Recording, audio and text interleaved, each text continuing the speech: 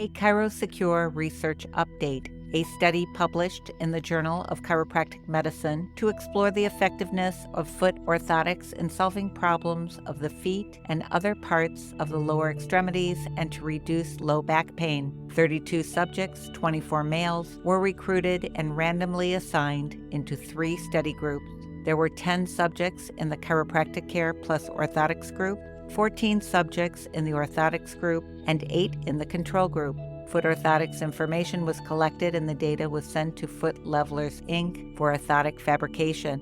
Chiropractic treatment was performed using Activator Technique. In-home exercise was prescribed to subjects receiving orthotics and chiropractic care. The control group did not experience much change during the testing period. The orthotics group showed improvement in symptoms, activities of daily living, sport and recreation, and quality of life. The orthotics plus chiropractic group showed improvement in the 4 conditions over the study period. Greater improvement was seen in quality of life, symptoms, activities of daily living, which were statistically significant. This study showed that a combination of chiropractic care and orthotics improved symptoms, activities of daily living, sport and recreation, and quality of life in workers whose job required them to stand at least 6 hours daily.